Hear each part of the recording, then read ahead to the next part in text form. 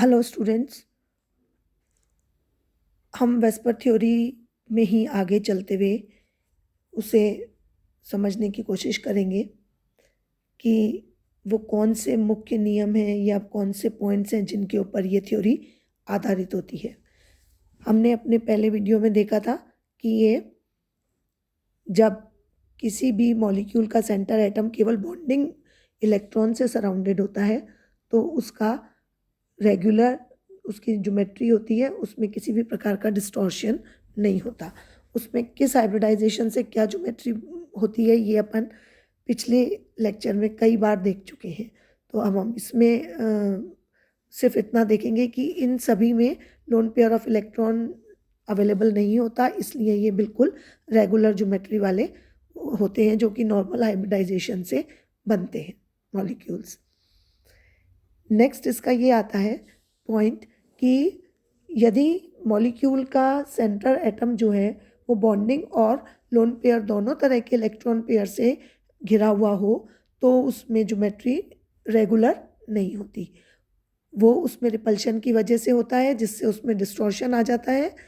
तो हम ये ऑलरेडी डिटेल में पढ़ चुके हैं कि इसमें लोन पेयर में रिपल्शन सबसे ज़्यादा होता है, फिर लोन पेयर बॉन्ड पेयर में, और फिर बॉन्ड पेयर में रिपल्शन होता है।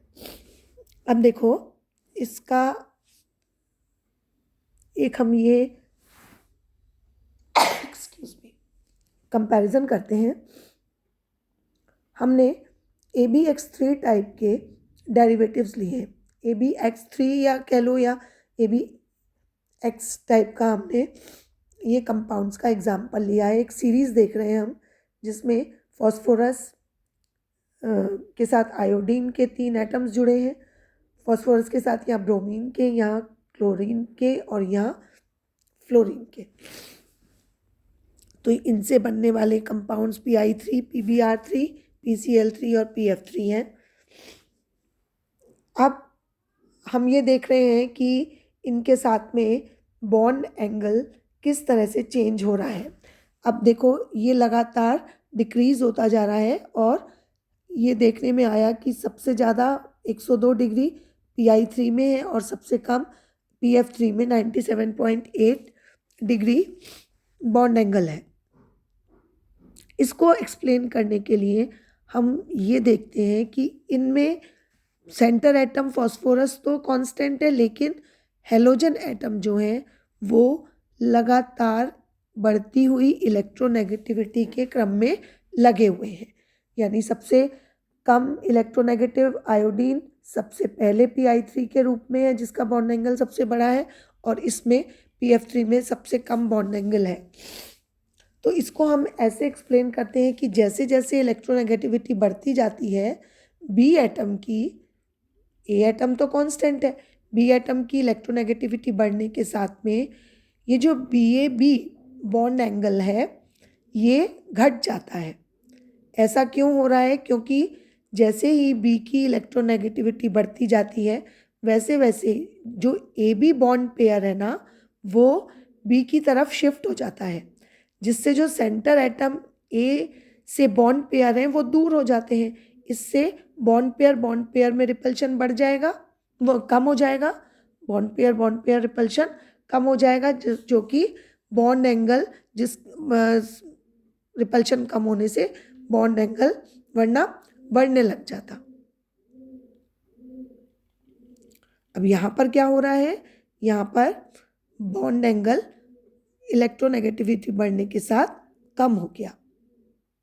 ठीक है, तो ऐसा इस वजह से है क्योंकि इसके बी एटम की इलेक्ट्रोनेगेटिविटी बढ़ने की वजह से जो बॉन्ड पेयर था वो भी कहाँ शिफ्ट हो जाता है? इस तरफ शिफ्ट हो जाता है, यानी कि मोर इलेक्ट्रोनेगेटिव एटम की तरफ शिफ्ट हो जाता है। नेक्स्ट इसका पॉइंट आता है कि जो पूरे भरे हुए ऑर्बिटल्स होते हैं ना उनमें जो इलेक्ट्रॉन से पूरे भरे हुए ऑर्बिटल्स होते हैं उनके अंदर रिपल्शन की टेंडेंसी ज़्यादा होती है बजाय उनके जो कि कम भरे हुए होते हैं। इसको समझने के लिए हम वाटर मॉलिक्यूल और H2S के बॉन्ड एंगल का एग्जाम्पल लेते हैं। देखो H2O में क्या है, ऑक्सीजन के अंदर 8 इलेक्ट्रॉन होते हैं क्योंकि इसकी मैक्सिमम कैपेसिटी ही इतनी है, ठीक है। और 8 इलेक्ट्रॉन में से 2 तो बॉन्ड पेयर के रूप में है और 2 लोन पेयर के रूप में होते हैं, ठीक है। जबकि H2S के अंदर सल्फर में d ऑर्बिटल्स प्रेजेंट होने की वजह से इसके अंदर 18 इलेक्ट्रॉन भरे जाने की मैक्सिमम कैपेसिटी होती है, लेकिन है इसके पास भी 8 ही इलेक्ट्रॉन है, तो इसलिए ये पूरी तरह भरा हुआ ऑर्बिटल नहीं है। तो इसलिए इसमें रिपल्शन फोर्स कैसा होगा, कम होगा। जब प्रतिकर्षण कम लगेगा तो बॉन्ड एंगल इसका HOH की तुलना में घट जाएगा। जहाँ प्रतिकर्षण ज़्यादा है वहाँ बॉन्ड एंगल भी ज़्यादा है, जहाँ प्रतिकर्षण कम है वहाँ बॉन्ड एंगल भी कम है, ठीक है। अब देखो, यदि लोन पेयर, नेक्स्ट पॉइंट है, यदि लोन पेयर के लिए अवेलेबिलिटी एक से ज़्यादा ऑर्बिटल्स की हो, ठीक है। यदि किसी मॉलिक्यूल में के सेंटर एटम में लोन पेयर जो है वो एक से ज़्यादा ऑर्बिटल्स में पाए जाने की संभावना हो, तो वो कहाँ पाया जाएगा, वो वहाँ पाया जाएगा जहाँ पर उसमें लोन पेयर में प्रतिकर्षण सबसे कम लगे, ठीक है। तो इसको एक्सप्लेन करने के लिए अपन इस कॉन्सेप्ट को लेते हुए कई मॉलिक्यूल्स की स्ट्रक्चर को हम एक्सप्लेन कर सकते हैं। जैसे हम अमोनिया का मॉलिक्यूल लेते हैं। अमोनिया मॉलिक्यूल में सेंट्रल एटम नाइट्रोजन का इलेक्ट्रॉनिक विन्यास देखो, 2s2, 2px1, 2py1 और 2pz1 है। इसमें s ऑर्बिटल पूरी तरह भरा हुआ है और बाकी तीनों कैसे हैं, ये अनपेयर्ड इलेक्ट्रॉन वाले ऑर्बिटल्स हैं, आधे आधे भरे हुए। अब ये चारों मिलकर के क्या बनाएंगे, 4 sp3 हाइब्रिडाइज्ड ऑर्बिटल बनाएंगे, जिनमें से एक ऑर्बिटल में इलेक्ट्रॉन पेयर रहेगा, बाकी में एक एक इलेक्ट्रॉन भरा जाएगा। तो जिनमें एक एक इलेक्ट्रॉन भरा जाएगा वो तो हाइड्रोजन के 1s ऑर्बिटल से ओवरलैप करके सिग्मा बॉन्ड बना लेंगे, और जो 2s वाला इलेक्ट्रॉन पेयर है वो लोन पेयर के रूप में नाइट्रोजन पर इस तरह से सिचुएटेड रहता है। ये देखो, अब ये sp3 हाइब्रिडाइजेशन होने की वजह से 4 ऑर्बिटल्स टेट्राहेड्रिकली अरेंज हैं, जिसके अंदर एक लोन पेयर ऑफ इलेक्ट्रॉन है और बाकी तीनों हाइड्रोजन के साथ मिलकर सिग्मा बॉन्ड बना रहे हैं। अब यहाँ पर क्या होगा, lone pair of bond pair में रिपल्शन होगा, ठीक है। तो ये वाला बॉन्ड पेयर इस वाले बॉन्ड पेयर के नज़दीक आएगा, उससे क्या होगा कि इनमें प्रतिकर्षण होगा, ये इसको इधर शिफ्ट करेगा। तो इससे ये जो टोटल बॉन्ड एंगल है 109 डिग्री 28 मिनट्स का, ये रिड्यूस होकर के दोनों हाइड्रोजन और नाइट्रोजन के बीच का बॉन्ड जो है वो रिड्यूस हो जाएगा और ये 160 डिग्री और 48 मिनट रह जाता है। तो इस वजह से इनका बॉन्ड एंगल जो है वो रिड्यूस हो जाता है। नेक्स्ट हम देखते हैं हाइड्रोनियम आयन का एग्जाम्पल। इस हाइड्रोनियम आयन में स्ट्रक्चर बिल्कुल अमोनिया के जैसी ही होती है, ये भी पिरामिडल स्ट्रक्चर होती है, और इसमें अब क्या है, एक जैसे प्रोटॉन के साथ ये जो लोन पेयर है ये बॉन्डेड हो गया, इसके कारण इसमें लोन पेयर में जो रिपल्शन है वो कम हो जाएगा, इसलिए इसका बॉन्ड एंगल थोड़ा सा बढ़ जाता है, ठीक है। इसलिए इसमें बॉन्ड एंगल थोड़ा बढ़ जाएगा। अब इस तरह से हम और एग्जाम्पल ले सकते हैं, जैसे SF4 मॉलिक्यूल को लेते हैं। SF4 में सेंट्रल एटम कौन सा है? सल्फर। इसका इलेक्ट्रॉनिक कॉन्फ़िगरेशन क्या है? इसका इलेक्ट्रॉनिक विन्यास है 3s2 3p4 3d0। Excited state में क्या होगा? S, P और D ऑर्बिटल मिलकर के हाइब्रिड ऑर्बिटल बनाएंगे 5। ठीक है, ये पांचों हाइब्रिड ऑर्बिटल जिसके अंदर इलेक्ट्रॉन्स भरे जाएंगे 6।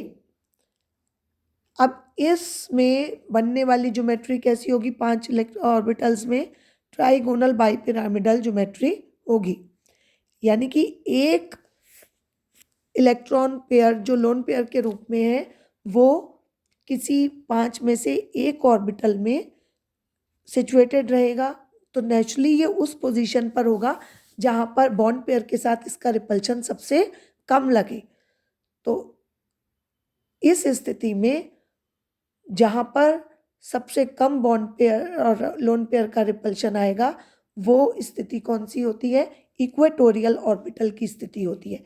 इस तरह से देखो, ये ट्राइगोनल बाइपिरामिडल ज्योमेट्री है। त्रिभुज के 3 कोनों पर में 2 और एक ऑर्बिटल है और एक उस सल्फर के ऊपर और एक सल्फर के नीचे, हो गए 5 ऑर्बिटल।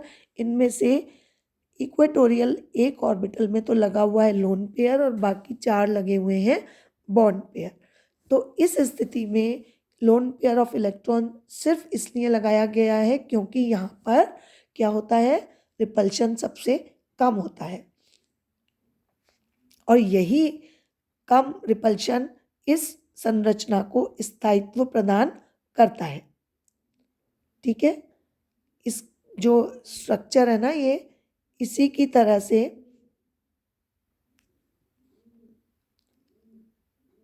TeCl4 की ज्योमेट्री भी पाई जाती है। TeCl4 का यदि आपसे पूछा जाए एक्सप्लेनेशन तो आप इसी के अकॉर्डिंग इसको भी देंगे। तो ये ज्योमेट्री अब कैसी हो गई? डिस्टॉर्टेड टेट्राहेड्रल विकृत चतुष्फलकीय संरचना के रूप में ये संरचना होती है।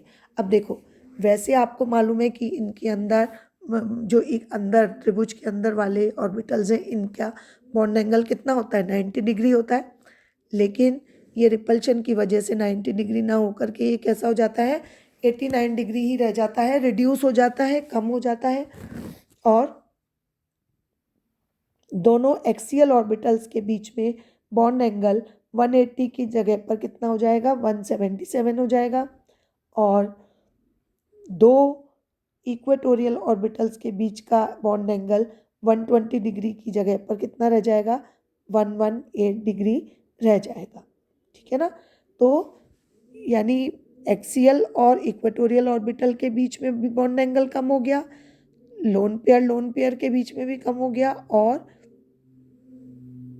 दो इक्वेटोरियल ऑर्बिटल के बीच में भी बॉन्ड एंगल कम हो जाता है। अब देखो, हम अगला एग्जाम्पल लेते हैं ClF3 मॉलिक्यूल का।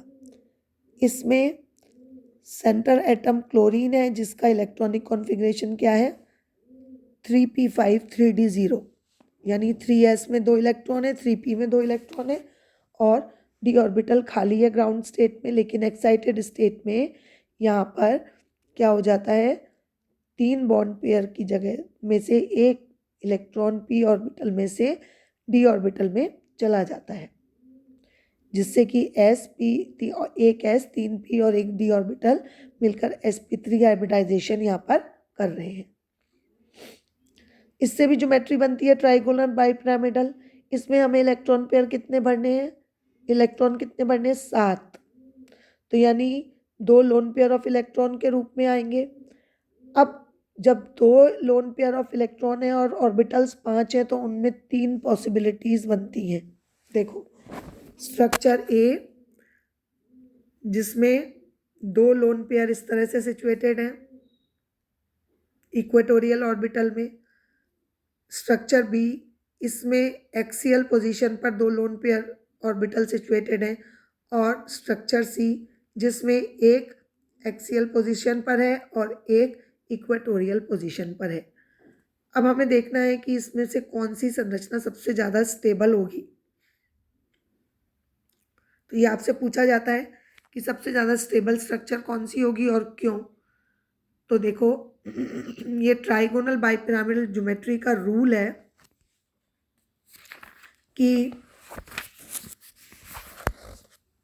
जब लोन पेयर ऑफ इलेक्ट्रॉन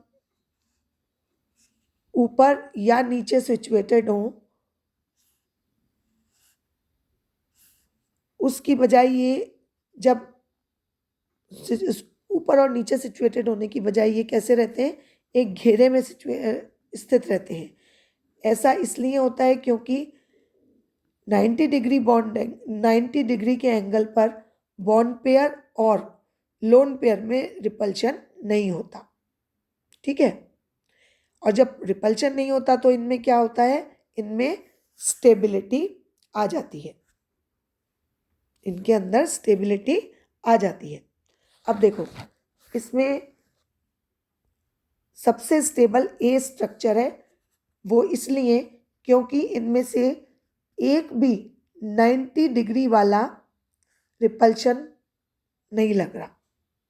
ठीक है, स्ट्रक्चर बी में 90 डिग्री वाले 2 फोर्स ऑफ रिपल्शन है और स्ट्रक्चर सी में 90 डिग्री वाला एक रिपल्शन फोर्स लगता है, जिसकी वजह से ये दोनों अनस्टेबल स्ट्रक्चर है और स्ट्रक्चर ए जो है वो ज़्यादा स्थायी होती है।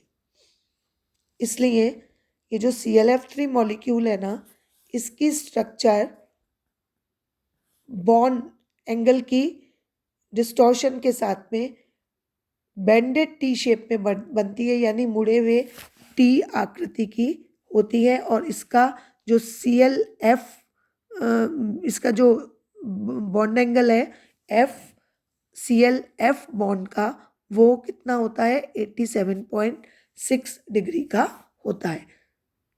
इसी तरह से BrF3 और IF3 की स्ट्रक्चर भी होती है। तो ये जो हमने स्ट्रक्चर्स देखी, इसमें रिपल्शन थ्योरी, ये वेस्पर थ्योरी का कितना प्रभाव पड़ रहा है ये हम देख ही रहे हैं कि मॉलिक्यूल की स्ट्रक्चर में विकृति आ जाती है लोन पेयर में प्रतिकर्षण आने से, या लोन पेयर बॉन्ड पेयर, या बॉन्ड पेयर में रिपल्शन आने से। ये जो हमने अभी मॉलिक्यूल्स देखे, ये सारे न्यूट्रल मॉलिक्यूल्स देखे थे।